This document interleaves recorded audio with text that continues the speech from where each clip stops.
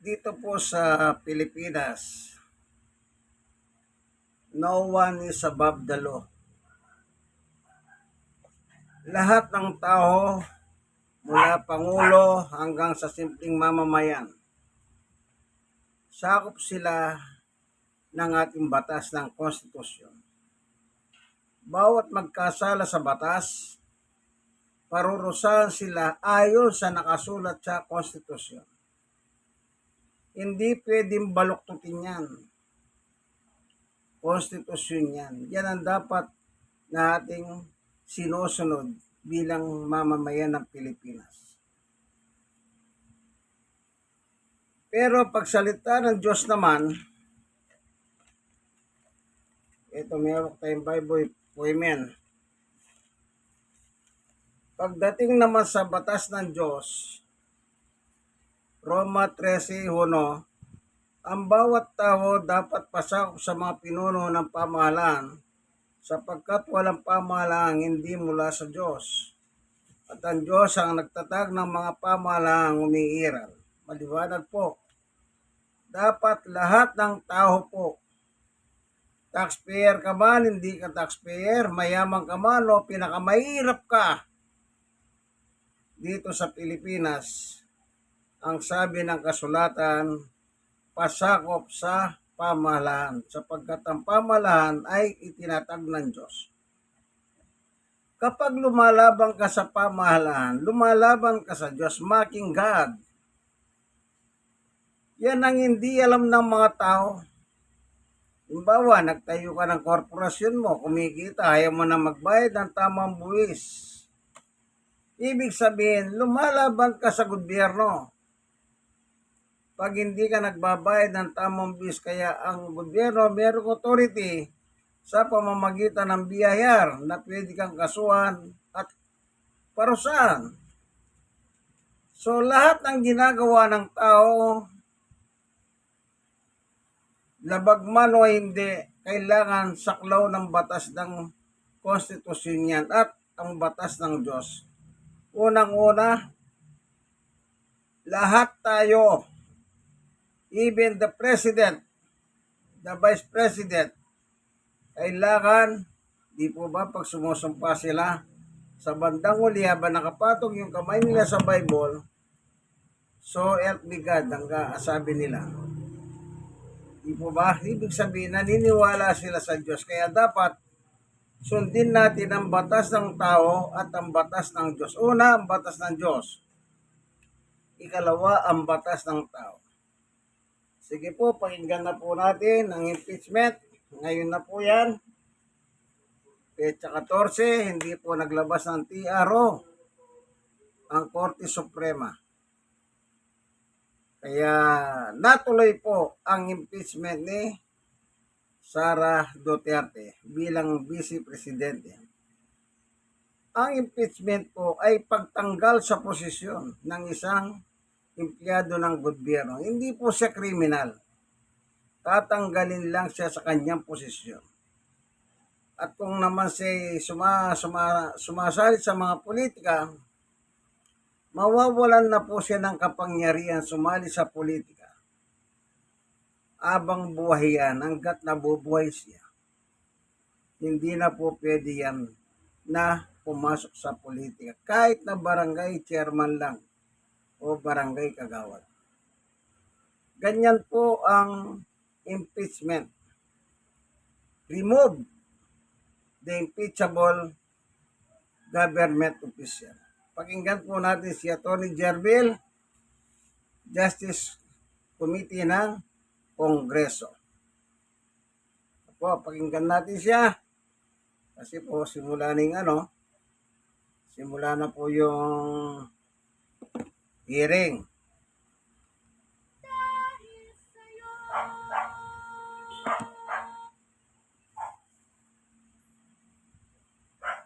Kinanta muna yung pambansang awit na dulo na lang ang ating hindi bali.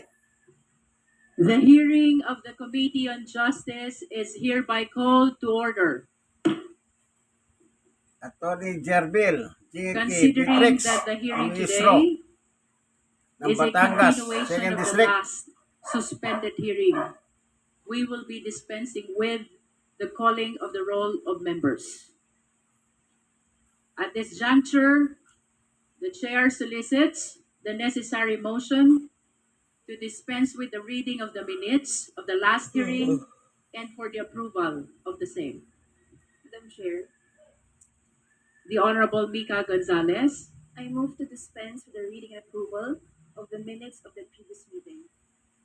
There is a motion to dispense with the reading of the minutes of the last hearing and for the approval of the same. Do I hear a second? Second. Is there any objection? Hearing none, the motion is granted.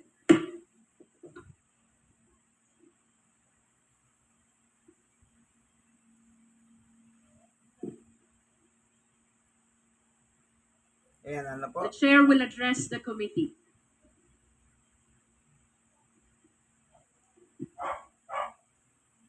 Magandang umaga po sa ating lahat. As we resume these proceedings, there are three matters that I must address at the outset. Issues that have been repeatedly raised and in some cases misunderstood. First, ang una kong babanggitin, this notion that we are already conducting a trial and therefore exceeding our jurisdiction. May mga nagsasabi na ang ginagawa daw natin dito ay isang trial. At dahil trial daw ito, hindi raw natin ito trabaho, kundi trabaho ng Let's clear the air once and for all. Malinaw ang pagkakaiba ng tungkulin ng para ang Senado. The House initiates, the Senate decides. I will repeat. The House initiates, the Senate decides. Under the Constitution, the House has power to initiate cases of impeachment. Ang papel natin ay suriin at alamin kung dapat basehan para dalhin ang Yan ay sa House of Representatives sa hindi Congress. Hindi Congress ng Kamara de Representatives. apel natin ay suriin, alamin kung may sapat na basehan para dalhin ang kaso sa Senado. The Senate, on the other hand, is the impeachment court. Sila ang naatasang tumanggap ng kaso at magpasya kung guilty or not guilty ang isang opisyal. Ngayon, may kanya-kanya tayong proseso para magampanan ang ating tungkulin. Kung anuman ang tawag sa prosesong ito, hearing, inquiry, evaluation, o kahit ano pa, hindi iyon ang mahalaga. Ang mahalaga, malinaw ang tungkulin at malinaw ang resulta. Sa atin dito sa Kamara, to initiate cases of impeachment. Sa kanila sa Senado, to try and decide all cases of impeachment. Wala pong agawan ng kapangyarihan. So let me be very clear. Ang ginagawa natin dito ay hindi trial. Ang tanong lang natin, may sapat bang batayan para umusad ang proseso? This is merely the beginning, not the end of accountability mechanism. This committee, therefore, is not overstepping. We are not improvising. We are not experimenting. We are simply following the rules. Our rules grounded in the Constitution. Hindi ito fishing expedition. Hindi ito bahala na si Batman. Hindi tayo nangangapa. Alam natin ang hinahanap natin. Kung may probable cause ba o wala. At malinaw sa atin, hindi natin inaagaw ang kapangyarihan ng Senado na magpasya kung guilty o not guilty ang opisyal. At ano ang gumagabay sa atin? Hindi lamang batas, kundi ang tiwala ng taong bayan. Hindi lamang teknikalidad, kundi pananagutan. Esteemed colleagues, beloved countrymen, kung puro legal na usapin lamang ito, sa Korte Suprema sana ibinigay ang kapangyarihang ito. Esteemed colleagues, beloved countrymen, kung teknikalidad ang importante, sa husgado sana ibinigay ang kapangyarihang ito. Pero hindi. Ibinigay ito sa Kamara. Ibinigay ito sa atin dahil tayo ang kinatawan ng sambayanang Pilipino. As I said earlier, we have the exclusive power to impeach. At ang ibig sabihin ng exclusive ay malinaw. Sa Kamara, nagsisimula ang impeachment process. Sa atin ang unang galaw. Sa atin ang direksyon. At gaya ng sabi ng mga kabataan, hawak natin ang beat. Hawak natin ang beat. At sa kapangyarihang ito, pananagutan sa taong bayan ang dapat manaig. No other consideration must prevail except what is best for the country. Second, ito yung pangalawa na kailangan kong banggitin. There is this claim that the country has so many other problems and that this is a distraction. Tama naman. Marami tayong kinakaharap. Sobra. Mahal na gasolina at bilihin. Mababang sahod.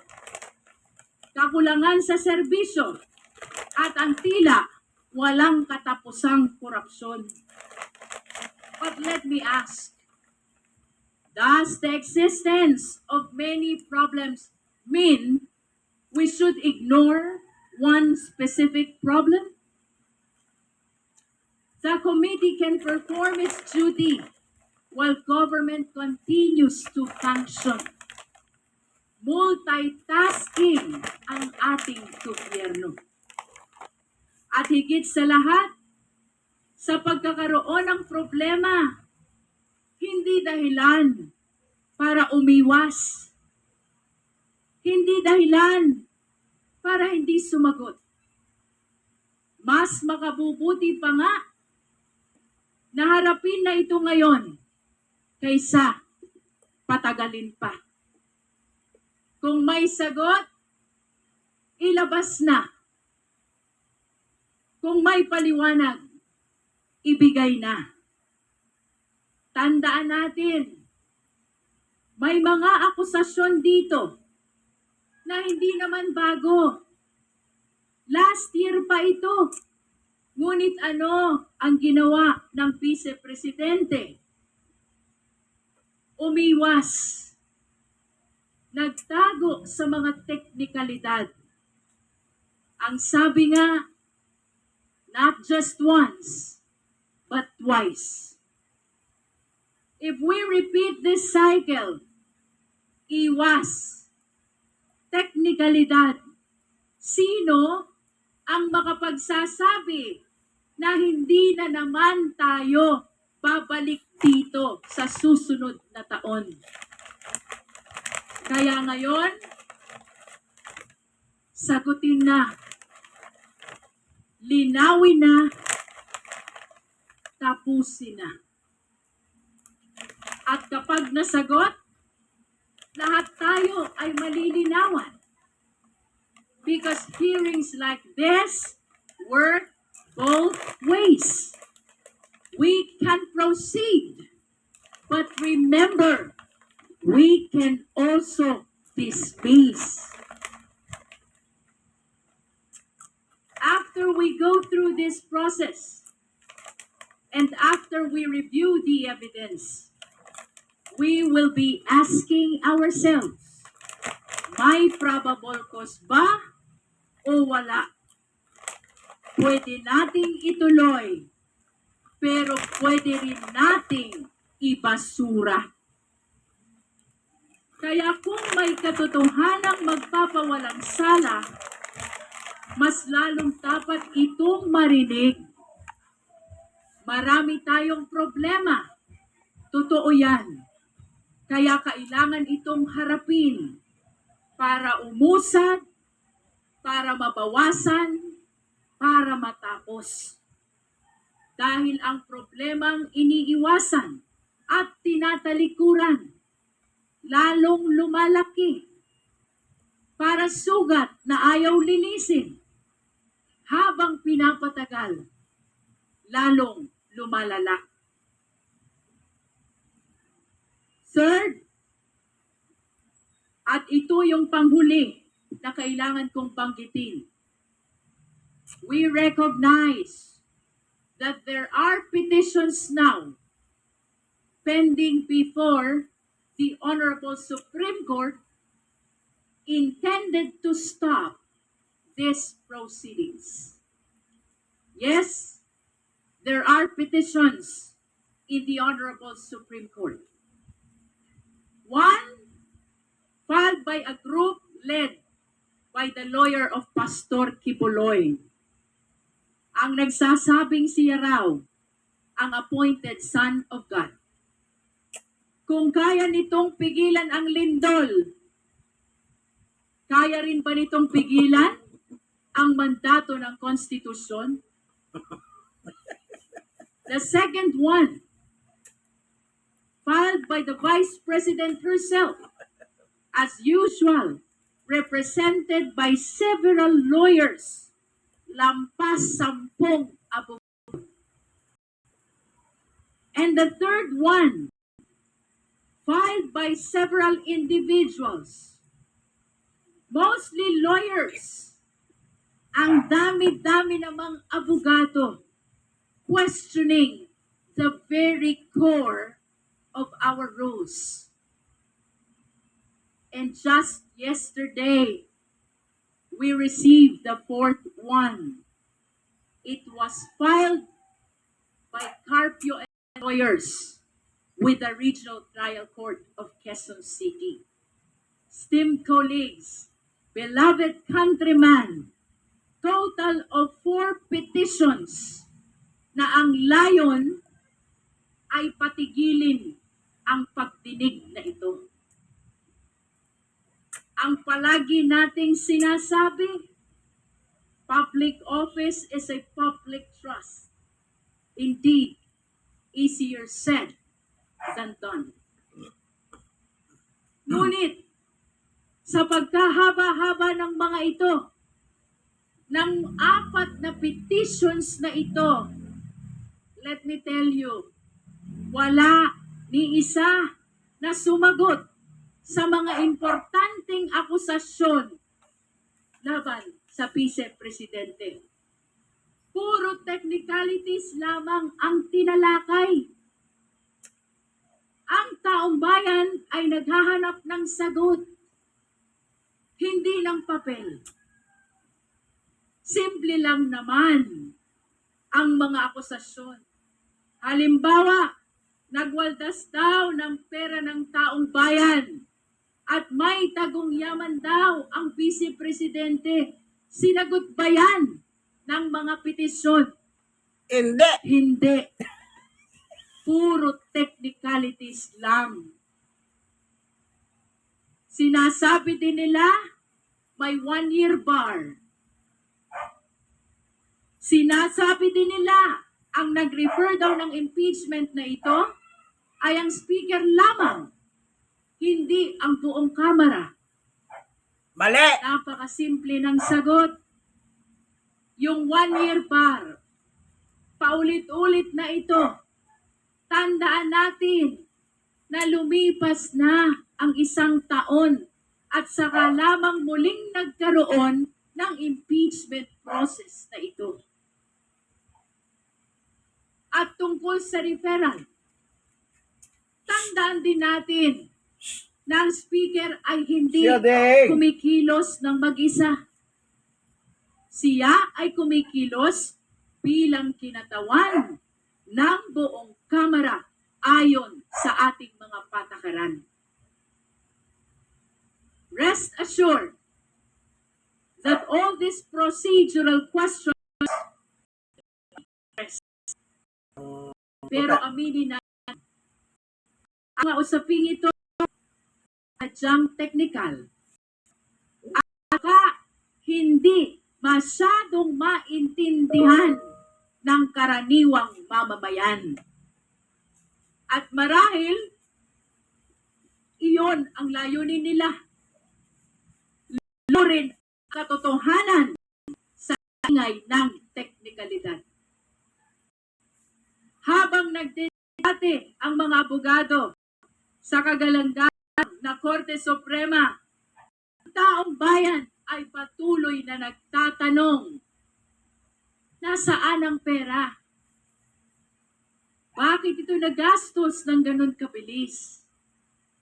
May pananagutan ba talaga ang Vice Presidente? Meron. We will answer the lawyers in the Supreme Court. But we will answer the Filipino people Tama. here. Pera ng taong bayan ang pinag-uusapan. Narito po ang proseso para linawin ang mga akusasyon. Dito natin ito dapat pag-usapan. Yes. Let us not forget that what is truly supreme, the Constitution. Malinaw ang sinabi ng Constitution. The House of Representatives has the exclusive power to initiate impeachment. The authority to determine its own rules. Tama. Hindi ito imbento. Hindi ito kagustuhan ng iilan. Ito ay mandato ng konstitusyon. Tama. No one above is law. The Vice President says the petition in the Supreme Court is not meant to avoid the process, but to seek clarity. But if it is clarity that it is sought, bakit hindi dito? Dito ang clarificatory hearing. Tama. Tama. Dito dapat magpaliwanag. Takot. Takot. Kung handang humarap, dapat dito humarap. Tama. Matagal na nating naririnig, Ayan. Yan hindi chismis yan. handa raw. Handa saan? Sa press statement? Sa social media? Pero pagdating dito sa prosesong may saysay, nawawala. Hindi sapat ang sabihing handa. Kailangan magpakita. Kailangan sumagot. Noon pa sa 19th Congress, yung unang impeachment na pinakyalaman ng Korte Suprema. Sinabi na noon, nakahanda na ang aking mga abogado. Yan. Pero tumakbo sa Korte Suprema. Nagpasok lolo sa mga kampo ni Satanas na nilagay ni Duterte ng kanyang tatay, si Digong. Hindi sapat ang sabihing handa. Kailangan magpakita. Kailangan sumagot. Yes! Kung walang kasalanan, simple lang. Magpakita, sumagot, hindi sa labas, Tama, kundi tama. dito. Tama. In closing, let me stress, this process is not about personalities. It is about accountability. Yes! It is about responsibility. Yes! Ito ay paninindigan para sa katotohanan. Yatos! Impeachment is the people's constitutional mechanism to hold public officials accountable. Tandaan natin, ito ay pagtukoy lamang kung may probable cause o wala. At bahagi ng prosesong ito ang pagdinig natin ngayon. Isang pagkakataon upang linawin ang mahalagang issue sa kasong ito. Inaasahan natin ngayon ang pagpapaliwanag ng mga ebidensya mula sa COA, sa NBI, PSA at marami pang ahensya.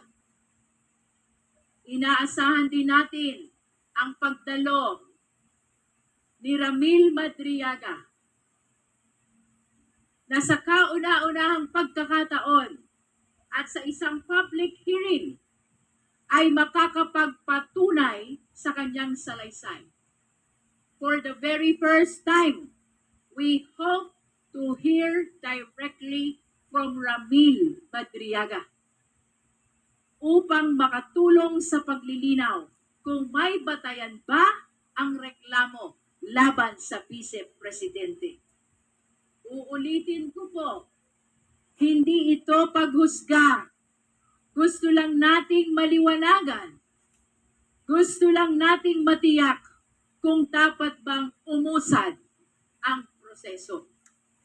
Dapat, Our dapat. duty Forthwith. is not to pass final judgment, but to clarify and in the process to seek the truth. Truth is rarely simple, and it is never convenient. We do not pause our search for it simply because, first, there are some procedural questions. Second, there are more pressing problems. And third, there are petitions before the Supreme Court. No, we will not pause to that. Guided by the Constitution and the will of the people, truth must be pursued regardless. Amen. It Tama. remains the foundation upon which justice and accountability stand. We must continue to follow it wherever it leads, guided not by fear, not by expedience, but by the voice of conscience and the trust of the nation. Sa huli, babalik tayo sa simula. Pagsuri natin ang ebidensya, ano ang tunay na gagabay sa atin. Hindi lamang batas, kundi tiwala ng taong bayan. Hindi lamang teknikalidad, kundi ang pananagutan. No other consideration must prevail except what is best for the country. Tama, tama. Maraming salamat po. So, maliwanag po, ano?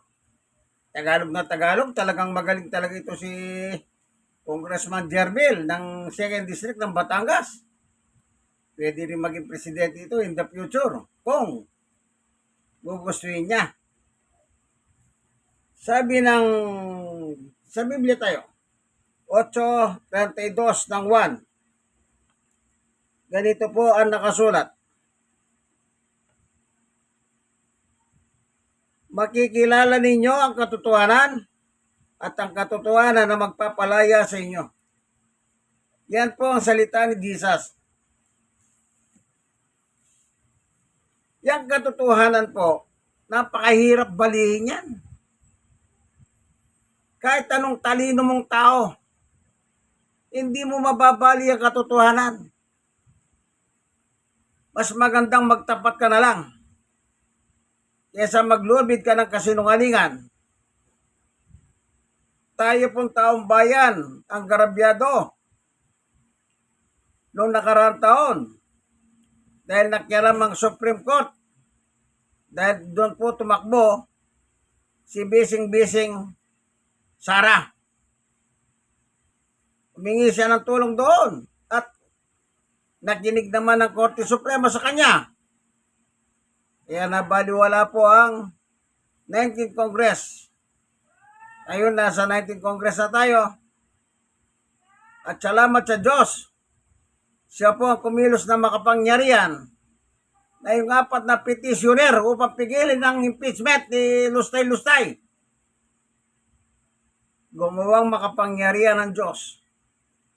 Hindi niya pinagalaw ang Supreme Court. Siyempre, hindi napapayag ang Diyos. Ang gusto lang namin, kagaya ko isa akong taxpayer, anong gusto kong makita? Kung saan dinala ang pera. Kayong mga hindi taxpayer, wala problema sa inyo yan. Di ba kayo nagbabayad ng buwis eh. Ang pinag-uusapan ng pagbabayad, yung personal tax, yung sweldo mo. Ako, sweldo ko. Bayad akong tax. Kinakain ko sa mga pochin, may tax. Pero ang pinupunto ko, yung sweldo. Kaya yung mga standby dyan na wala namang ginagawa, sa inyo walang dating yan. Pero sa aming mga earner at nagbabayad ng buwis buwan-buwan, o depende, meron quarterly. Siyempre, hanapin namin yung pera namin saan binulsa yan. Kanino bulsa yan ang ginamit. Hindi nyo kami masisisi. Kayo, hindi kayo nagbabayad ng buwis. Ngayon, bahala kayo. Kayo, kung nagbabayad ba kayo ng buwis, ayaw nyo naman, bahala din kayo. Nasa inyo po yan, buhay ninyo yan eh. Pero malawanag po sa batas ng Diyos, dapat tayong pasakop sa pamahalaan. Walang pamahalaan hindi tinayo ng Diyos. Amen. Inyong kaibigan kay Jesus, Brother Manny Bautista, nawa patnubayan ng Diyos ang Kongreso at ang Senado hanggang matapos ang impeachment ni Bising Sara Lustay Piatos Duterte. God bless us all po. Bye-bye.